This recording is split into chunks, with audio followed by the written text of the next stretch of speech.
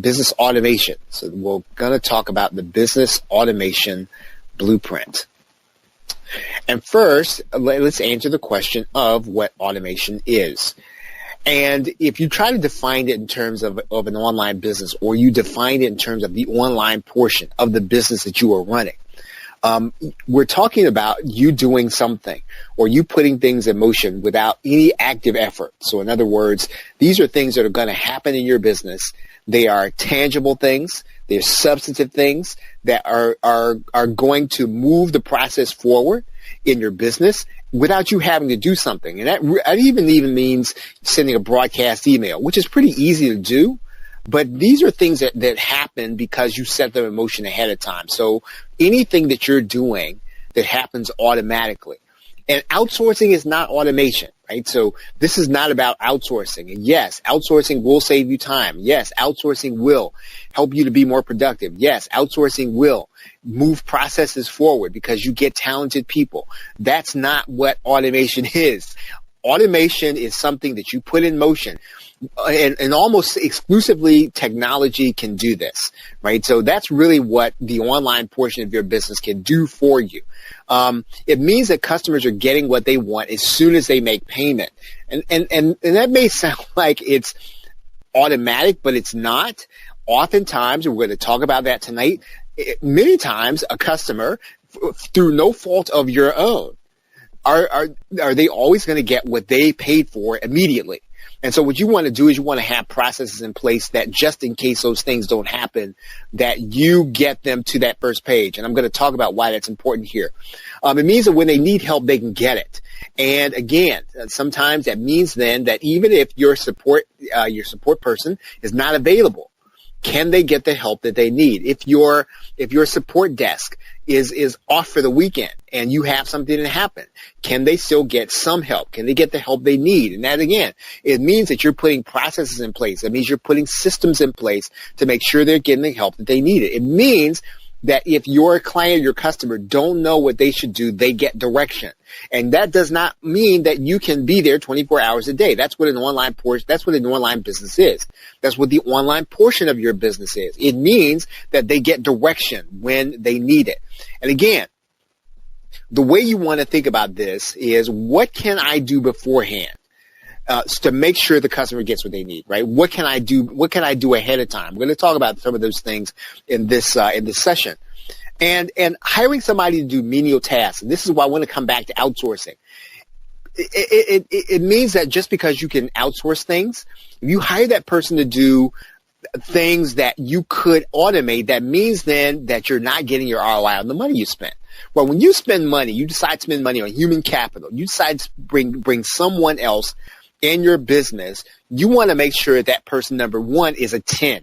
That they are highly competent, they're highly talented, and that they can actually move your business forward.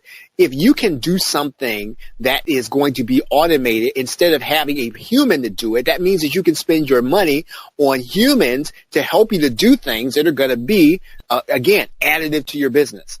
Now, the growth of your business and brand still depends on labor in real time, right? So basically, if you have somebody work for you, you want your business to grow as a result of it. You don't want to spend that time and you don't want to spend that money getting people into doing really menial stuff. So where does automation matter most, right? So we can talk about automation in every aspect of your business. And if we did that, we'd be here for 10 hours. We want to talk about one thing. Where does it matter most? The most crucial thing you and I can do, right, to make sure your customer that purchases your product online gets what they paid for as soon as possible. Again, it sounds elementary, but it's not.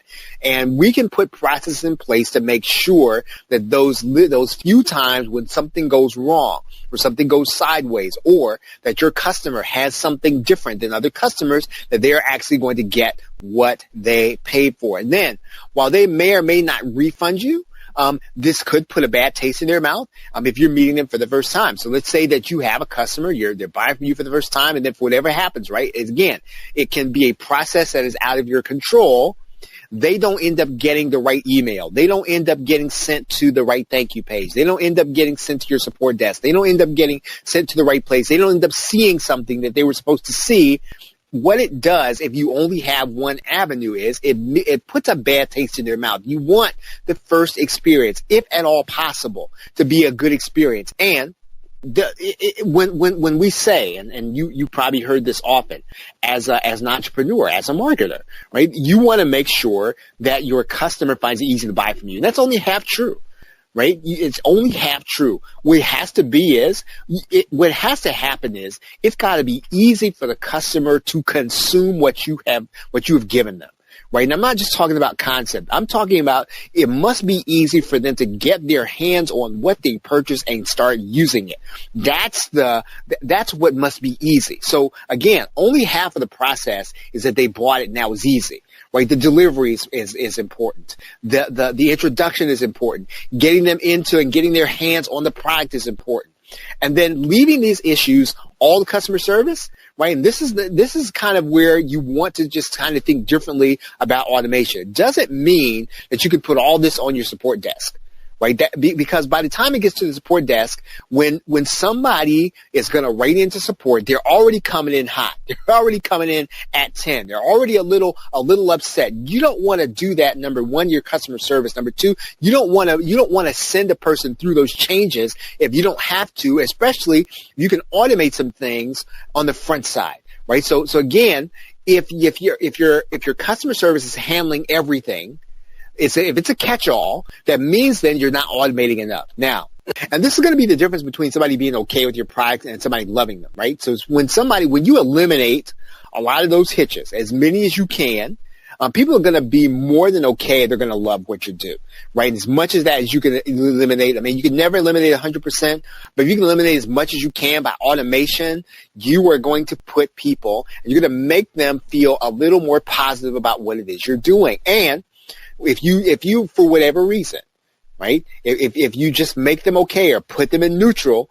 what it does is just slows down momentum, right? Because momentum means that people are saying, wow, this is great. They're going out and telling other people. They're giving you positive mention. All of that momentum makes more sales for you. And again, all of this stuff in terms of automation will matter, but you will see it show up in additional sales. Now, you and I, we've got to neutralize as much of this stuff as we can through automation, right? We can do that. Now, there is what are called belt and suspenders. And belt and suspenders is really just another way of saying we want to be conservative.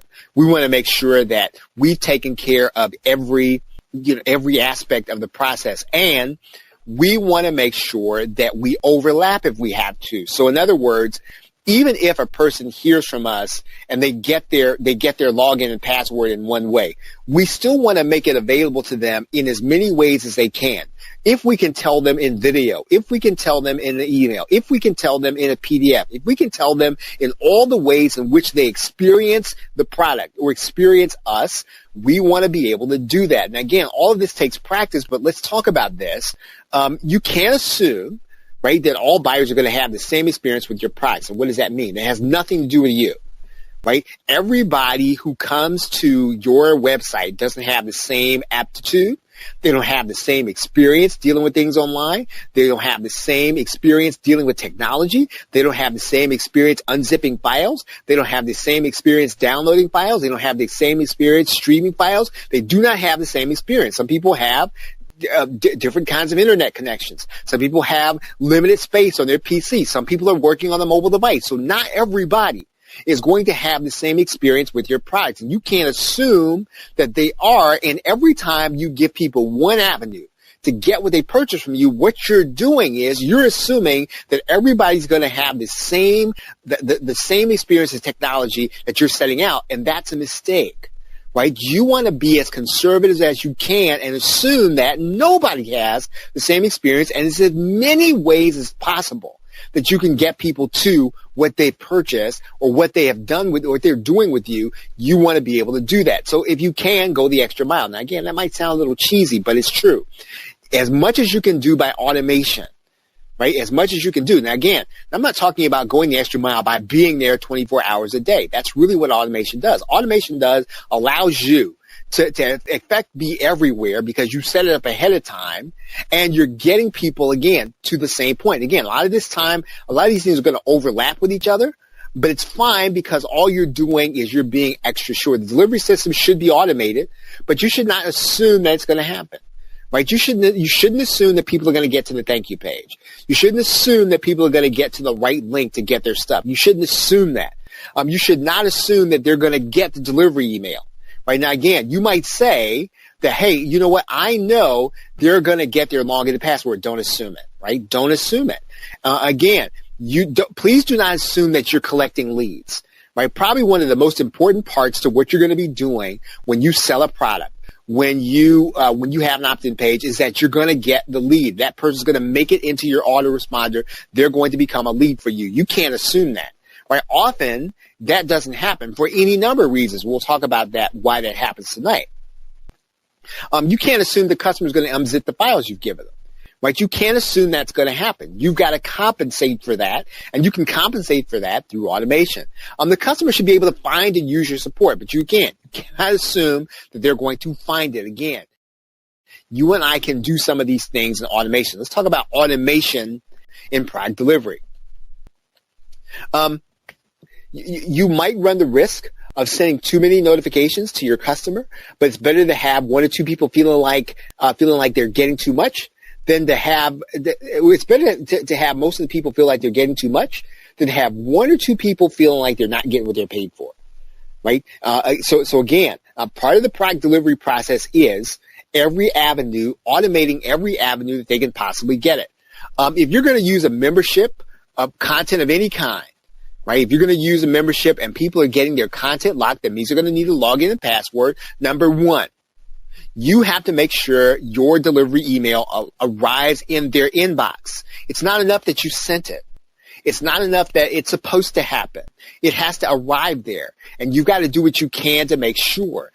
One of the things you can do is to make sure you're using, for any delivery email, please make sure you're using something like SendGrid or Amazon SES for any transactional email. Please do not rely on a cloud-based system. Please do not rely on your WordPress installation. You will find more often than not that email is going to not make it into people's inbox. Sometimes you will have had your system send the email and it goes to spam just because you sent it through the WordPress system. Now, that's not necessarily your fault, but it is your fault if there's not another way that you have given your client, your customer, to make sure they got it. Right? So everything that you can do in the product delivery process, especially that email, you want to make sure it makes it into the box. It's possible. Make sure that as soon as payment is made, right, as soon as they're taken back from their payment, you want to make sure they see what they purchased if you can. And that's not always going to be possible due to your setup. But if you can, right, make sure they see it as soon as they make payment. Now, it's not going to be a good idea, and this is pretty standard. I just need to say this. Please do not make people opt in to something they've already purchased, right? That's number one. PayPal doesn't like it, nor do merchant accounts like it, nor do your customers like it. So somebody have bought from you, and you're going to force them into an opt-in form. Don't do that. Right? Not only is it bad etiquette, it really will kind of get the relationship started in the wrong way. Now, if possible, right? If possible, and it's not always going to be possible, but if you can, and this is going to be a little tricky now because Google Chrome is now no longer auto-playing videos, but it doesn't matter, right? Put a video on your page that is visible that says, "Watch this video first." Right? And make it prominent. Make it so that it is unavoidable. Make it so that it is enticing for them to watch the video first. If they refuse to watch the video, give them visual directions. Give them a PDF. Explain to them exactly the first things they should expect. Exactly the first things they should be doing. Explain it. Their first contact after paying, if you can, should be something that says, "Step 1, do this now." Right? If you can do this in video, try to do it in video.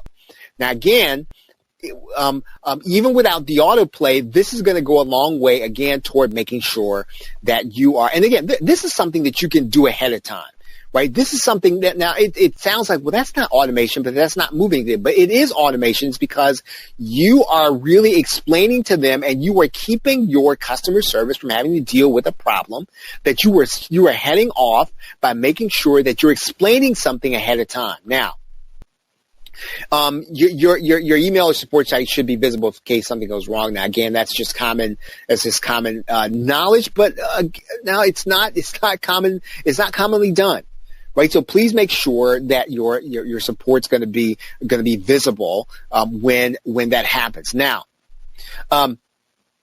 this is a minor point, and I'm going to tell you why this matters in a minute. You would rather people go to your support link than rather email you.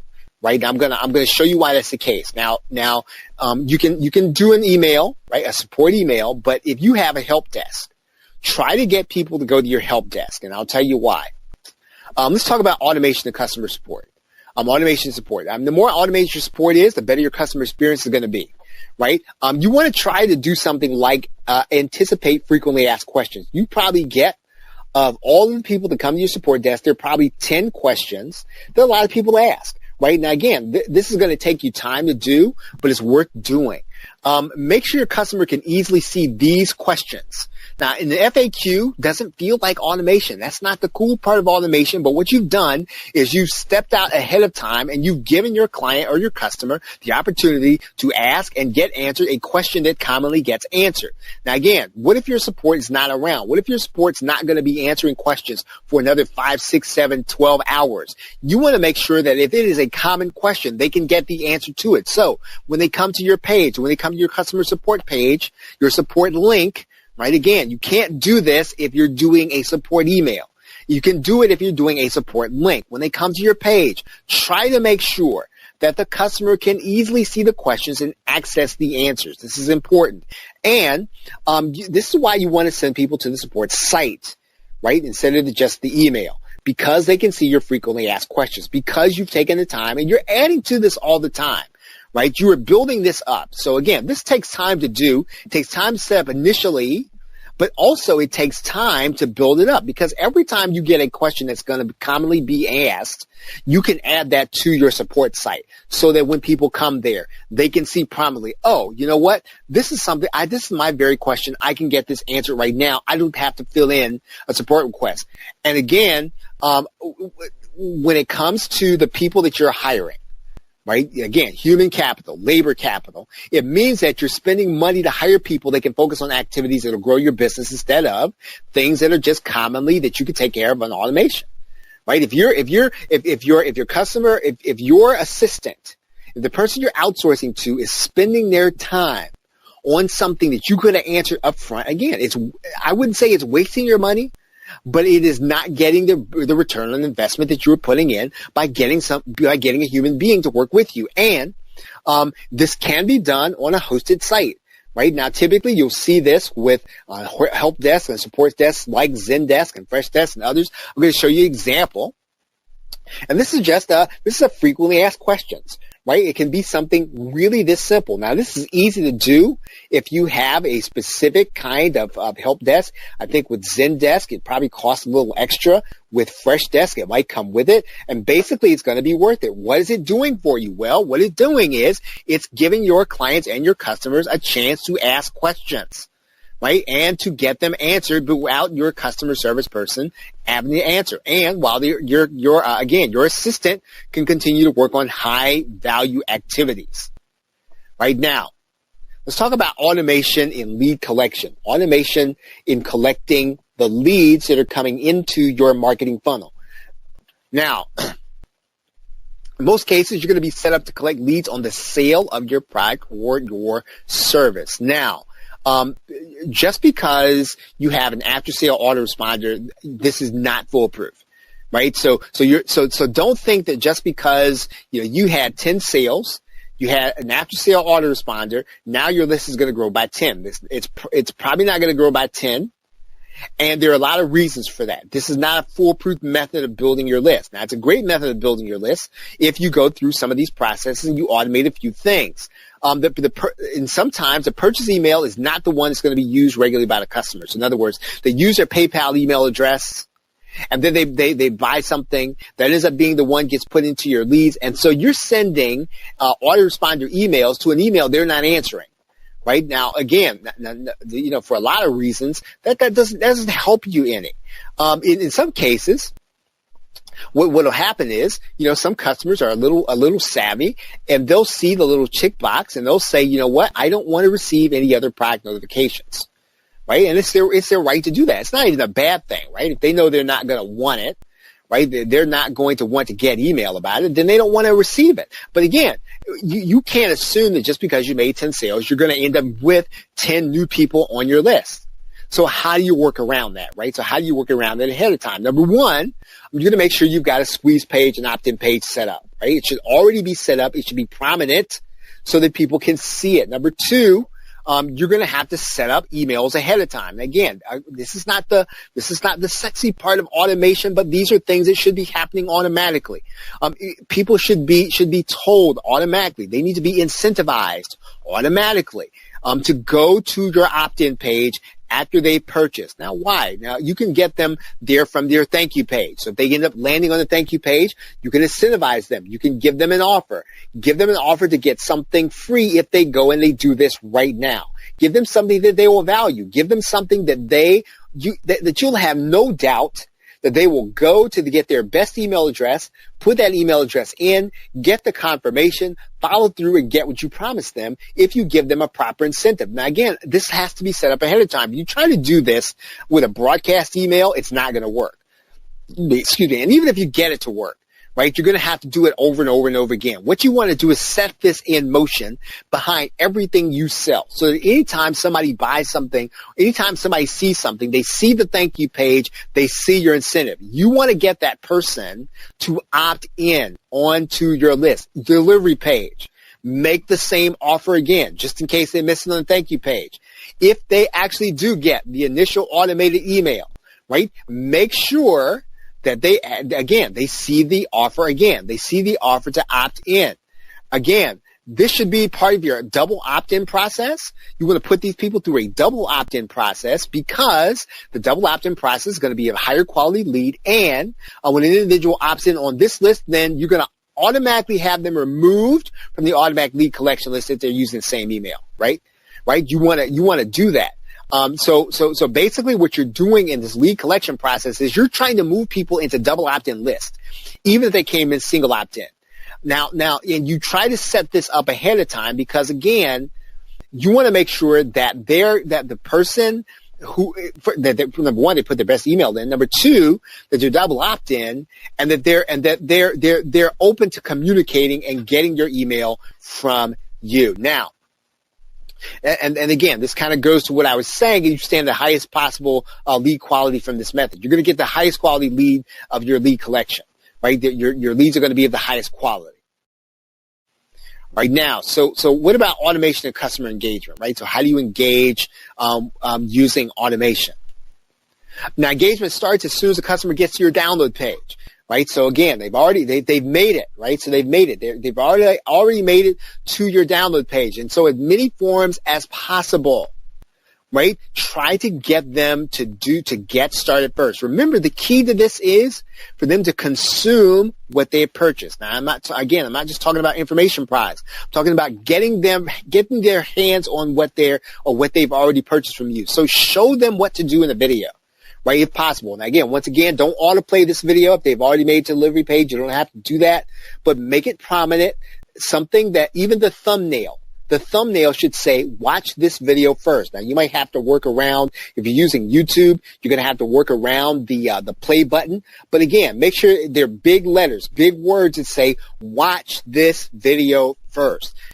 Then show them in the PDF, right? Make it downloadable because, again, some people just don't want to watch a video. Right? It irritates them, but that's fine. Wonderful. Make sure they see it in a PDF. Provide them written instructions.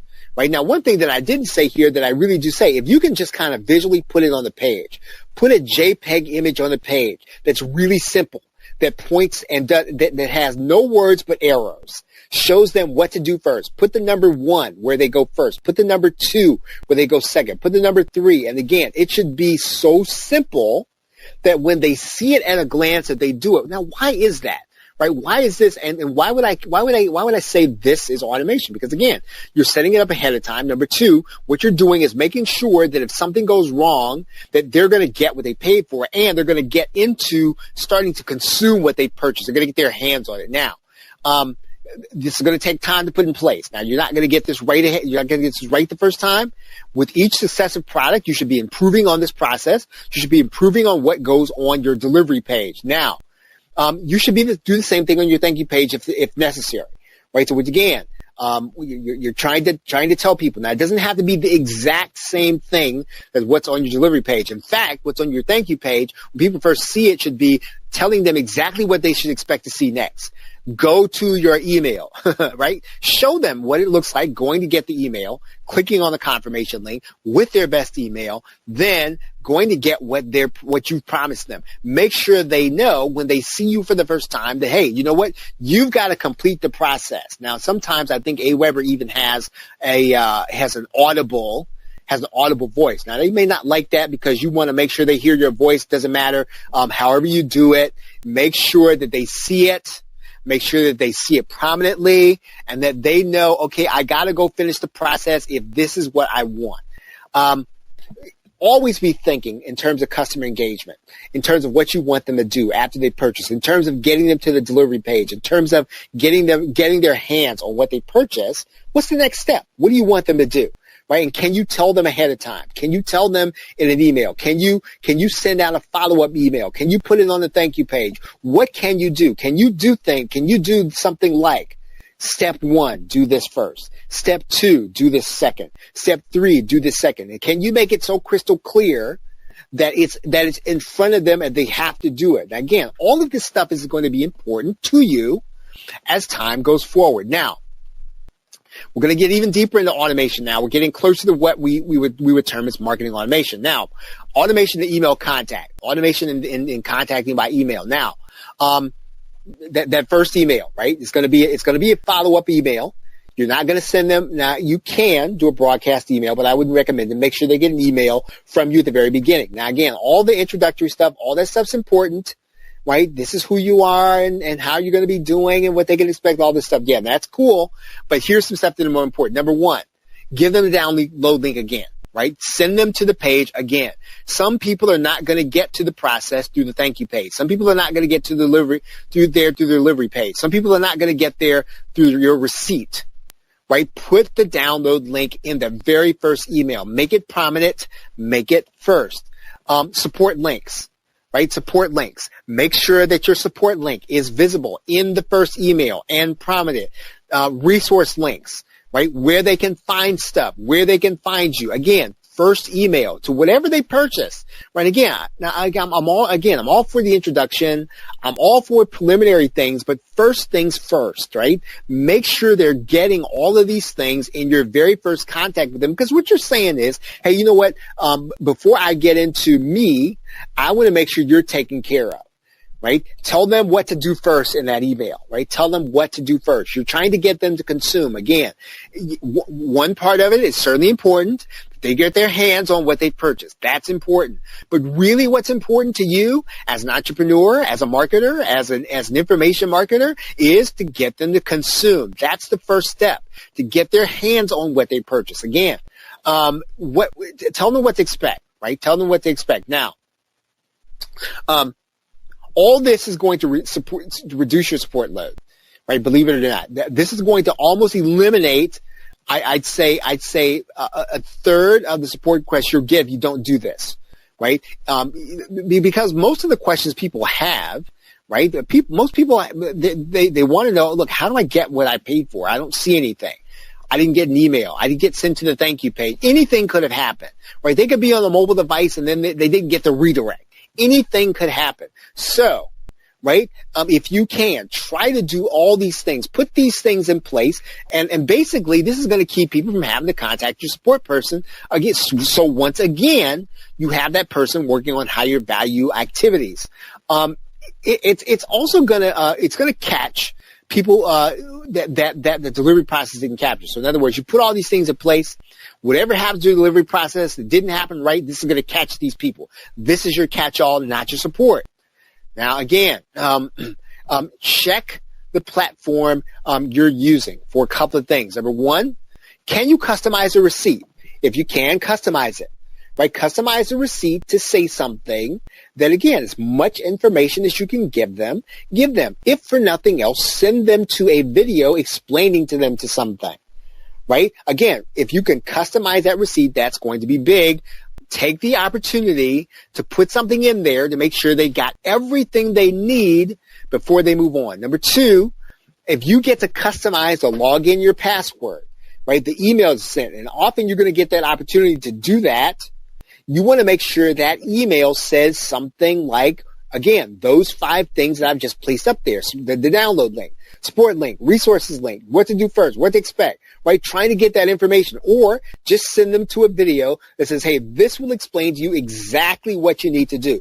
Your goal is to get them consuming what they've purchased. Now, any time you're going to get an email from you, right? It's a good time to make sure the information is going to be there again. It's not a good time, in all these emails to start talking, right? And again, this is all business. It's all about them. It's all about them getting what they paid for. It's all about them getting what they want. It's all about them getting the stuff into their hands. Now,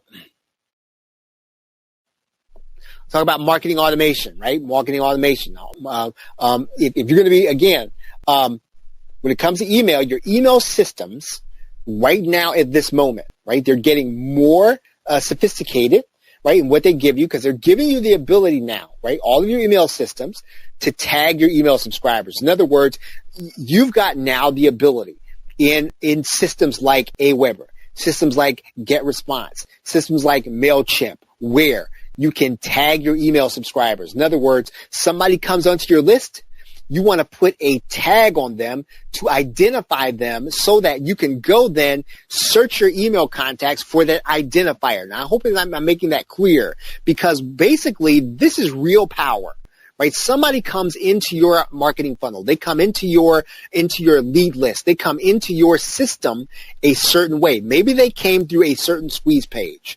Maybe they came through a fire sale that you did. Maybe they came through a time when you reduced the price. What you're going to do is tag that person, identify them uniquely. And you can do this and set this up ahead of time so that your system is doing the work. You don't have to go through every single email address. You're allowing your system to do that. You can do this based on how they came in the relationship with you. You can also do it when they take certain actions. Again, somebody takes an action inside your email, you can tag them, right? You can identify them for your future use. Now, again, you can also track their activity on your website. This is really cool, as well as being able to track activity based on the links they click. Now, this is going to give you an exceptional amount of power, because you can then automate certain things to happen when somebody clicks on a link, when somebody does something on your website. You want to be, again, you want to be aware of what your system does and how it does it. You can track their activity based on whether or not they make a purchase, right? So again, somebody's on your prospect list. They've seen all your pages. They decide not to make a purchase. You can track that activity, and you can message them based on that activity. You can track them based on their social media activity, right? You can also make sure that anytime you pay a system, now you're probably going to say, well, an autoresponder is an autoresponder, and that's sort of true, right? You want to make sure your autoresponder today, right, the one you're using now, gives you this kind of sophistication. Now, I'm not pushing any one autoresponder. I'm not pushing any one company one over the other.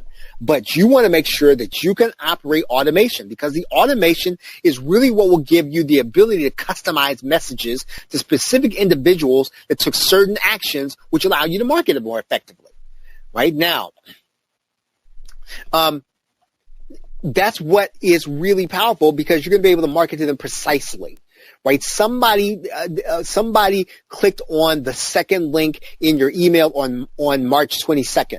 So you're going to send them a message based on them getting that email and them clicking on that link. Or let's say they decide not to click a link. You're going to send them an email based on the fact that they did not click the link. All of these things are possible when you understand the automation controls in whatever autoresponder you use, if that autoresponder has automation controls. Now, again, if you're going to pick an autoresponder, you want to make sure that it has these controls. Look, the auto and autoresponder is really for automation. Right? It's not just so that you can send out a message at a particular time. That's one part of automation that does help you to save time. It helps you to shift time. What it does really do, what its real power is, that when somebody does something with that email, you can then talk to them in a certain way. If somebody decides that if somebody reads that email, they decide not to do something, you can talk to an individual. That's what the automation and the power in automation really is. It relies less on your everyday activity. Right, so you don't have to figure out what people are doing, or do you have to write messages every day? What you're doing is you're setting up your messaging ahead of time. It's based more on the systems you set up in advance. It assumes you already have a well thought out product funnel, right? So you gain the most benefit from automation if you already have a step-by-step expectation for your prospects and customers to move up through. Number one, when somebody purchases a product from you, what's the next thing they should be thinking about doing?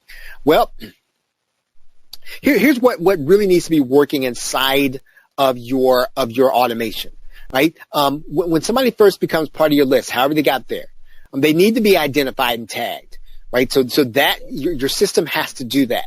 Number two, your system has to make sure that subscribers send a series of messages based on that. So if your system does this, right, you have sufficient automation. You want to make sure that you can determine some new messages based on things that they do, right, with your system. You want to make sure also that you're going to do this work once. Right, so you don't have to go back and send messages again. You can go back and adjust the system, but you set these things up once, and then they start to work from you, continuing to send messaging based on the things you set up in advance, so that again you're driving them to higher sales. And you can also do this with retargeting pixels if you set those things up ahead of time. So it's another way of being able to bring in another added level of customization. Now, I want to show you an example of marketing automation inside of GetResponse. And so you'll see there at the top that there is automation, right? So if you went inside of GetResponse, you could go and you can go to the automation tab. And basically what you're going to see is that the automation starts. Now again, I'm telling you about GetResponse, but this is basically how automation works. Somebody starts the process, they subscribe, or they click a link, or they open a message. That starts the chain. So in other words, we can then identify the people who do these, and then we're going to have them experience something based on what they do. Right? How do we do that? So what we're going to do is I want you to look on the right side. If you look on the right side, you see then that, hey, when somebody clicks a link, right, we can have them scored and tagged. We can have them copied to a campaign or moved to a campaign. You can see that those things there at the bottom where it says actions. Number one are the conditions, right? So what happens? Number two are the actions. What do we want to happen as a result of this? And all we do is we set these chains up ahead of time inside of GetResponse. So basically, somebody clicks a link, we're going to send them a certain message. Now that's powerful, right? That's really what automation is. And we want to make that message, we want to make sure that message is going to be based on the fact that, hey, you know what? You click this link. I know you're interested. So let me tell you a little bit more about the product. Right? There are all kinds of ways to use automation effectively when you understand some basic flows. You can also do messenger automation, right? And this is becoming more of an issue. This is becoming more of a way of marketing as time goes forward. It's still a little new. People are still not all necessarily, they're not always embracing of it yet.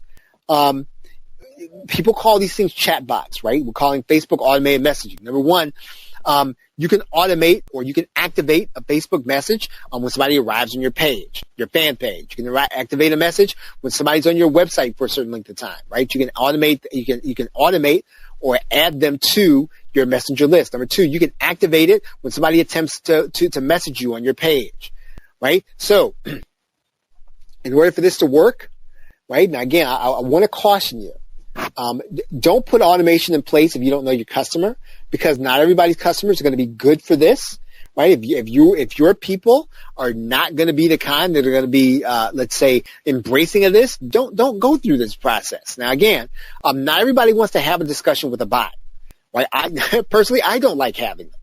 Right now, some people are going to appreciate an immediate response, even if it's right. So some people are going to like it. Number two, let's say they don't like the bot, right? You get them into their messenger, but they don't like a bot. You still want to make sure they've got an easy way to contact you, easy way to get to your frequently asked questions, easy way to get to your support desk if they want to talk to someone. And again, now, if you're looking to drive more sales, right? If you're looking to drive more sales, what you want to do is you want to make sure that your automation is working in this way, because what the automation does is it gets them on webinars. We can get them into position. Now, again, all we're really doing with message automation is moving them down the process. I'm going to show you an example of this. Right. So here's an entrepreneur that sends out who has an automated message to come into your messenger. Right. Now again, you can click one of these links and you can have action based on what you've determined you want to do. Now again, all this happened automatically. This gentleman did not send this out. They didn't email it out. Didn't even have a staff email it out. It all happened automated. Right. Now, again, you could argue that, well, this is not going to work with everyone. It could be a turnoff, and that could be, right? That could very well be. However, right, you want to make sure that at minimum, right, you have access to this kind of way of being able to automate people into your marketing funnel.